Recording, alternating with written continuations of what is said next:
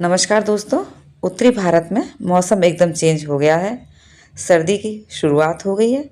सभी अपने को स्वस्थ रखने के लिए, अपनी फैमिली को स्वस्थ रखने के लिए घर में कुछ कुछ ऐसी चीज़ें बनाते हैं जिससे उनको, उनकी फैमिली को, उनके बच्चों को ताकत मिले।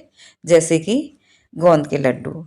गोंद के लड्डू बहुत तरीके से बनाया जाता है, लेकिन आज मैं ऐसे आसान तरीके से बना करके दिखाऊंगी कि इसे बिगिनर्स भी आसानी से बना पाएंगे। हमारे गोंद के लड्डू में भरपूर काजू, बादाम, नारियल, गोंद होगा, लेकिन मैं इन्हें फ्राई बिल्कुल भी नहीं करूँगी। फिर भी ये बहुत ही स्वादिष्ट और बहुत ही क्रिस्पी लड्डू बन करके तैयार होंगे। तो स्वागत है आपका अपने channel home made recipe by Sunita Singh पर। आइए बनाते हैं गोंद के लड्डू बड़े आसान तरीके से। इन्हें बनाने के लिए ये मैंने देसी घी लिया है। ये गाय का घी है। वज़न में ये 1 किलोग्राम है। साथ में ये मैंने 1 किलो गेहूं का आटा लिया है, वही आटा जिससे हम रोटी बनाते हैं। मैं हमेशा मोटा पिसवाती हूँ, ये बस वही ले लिया है। ये मैंने लड्डुओं को और हेल्दियर बनाने के लिए देशी खांड ली है। ये ऑर्गेनिक देशी खांड है, इसलिए इसका कलर थोड़ा डार्क है। इसे मैंने छान के लिया है। ये वज़न में 1.5 किलो लिया है मैंने। और दोस्तों, ये 250 ग्राम बादाम है। इन्हें पल्स मोड पर मिक्सी में मैंने दरदरा पीस लिया है।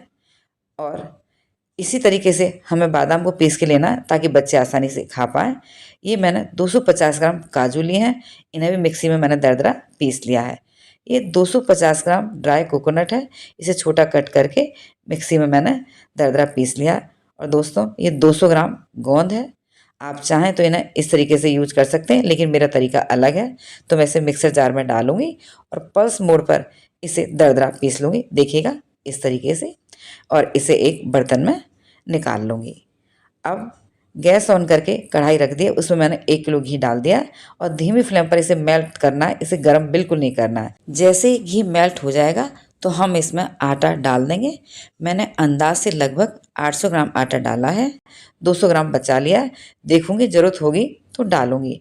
अब इसे धीमी फ्लेम पर लगातार चलाते हुए अच्छी तरह से मिला लूँगी। देखिए आटा अच्छी तरह से मिल गया। मैं इसकी कंसिस्टेंसी दिखाती हूँ। देखिए ये रिबन वाली कंसिस्टेंसी है। अब हमें आटा बिल्कुल भी नहीं डालना, बस 800 ग्राम आटा ही लगा है। कई बार 1-1 किलो आटा भी लग जाता है और कई बार नहीं लगता है। तो मेरा 200 ग्राम आटा बच गया। देखिए ये लगभग 200 ग्राम के करीब आटा है।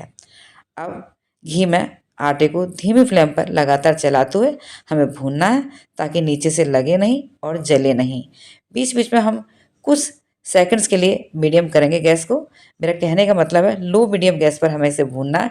जितना धीमी फ्लेम पर हम इसे भूनेंगे उतना ही हमारा आटा अच्छा भुनेगा। और तेज़ आंच पर हम इसे भून लेंगे तो ये कलर तो चेंज हो जाएगा, लेकिन अंदर से भुनेगा नहीं। लड्डू बिल्कुल स्वादिष्ट बनकर तैयार नहीं होंगे।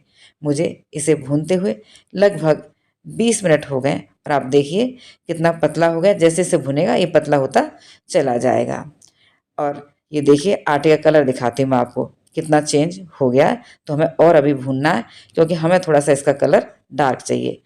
अब देखिए मैंने आटे को लगभग 35 मिनट भून लिया है। देख सकते हैं इसका कलर एकदम चेंज हो गया है और हमारा आटा घी में भूनते वक्त बिल्कुल दानेदार बनकर तैयार हुआ है। बस इस वक्त जो मैंने गोंद पीस कर रखा था दरदरा उसे डालेंगे, लेकिन एक साथ नहीं डालेंगे। तो लगभग मैंने चौथाई गोंद इसमें डाल दिया है और इसे धीमी फ्लेम पर लगातार चलाते हुए अच्छे से भून लेंगे। देखिए किस तरीके से इसके दाने फूल गए और कितना ऊपर तक आ गया। बस अब हम थोड़ा सा और डाल देंगे और इसे भी लगातार चलाते हुए इसी तरह से भूनेंगे। बाकी बचे गोंद को भी हम डाल देंगे। इस तरीके से मैंने 1 कटोरी पिसे हुए गोंद को 4 बार में डाला है और लगातार चलाते हुए इसे भूनना है। बिल्कुल भी कढ़ाई के तले में आटा लगना नहीं चाहिए। तो आप देख सकते हैं गोंद डालने के बाद हमारा आटा कितना हल्का हो गया, कितना फ्लफ़ी हो गया। गोंद भुन चुका है। अब इसके बाद हम इसमें ये दरदरा पिसा हुआ जो ड्राई कोकोनट था उसे भी डाल देंगे। गैस की फ्लेम धीमी रखेंगे और इसे भी लगातार चलाते हुए हम भूनेंगे लगभग 2 मिनट के करीब। तो आप देख सकते हैं मैंने गैस की फ्लेम धीमी रखी हुई है और इसे अच्छी तरह से मिलाते हुए भूनेंगे। तो देखिए हमने सूखे नारियल को भी लगभग 2 मिनट भून लिया है।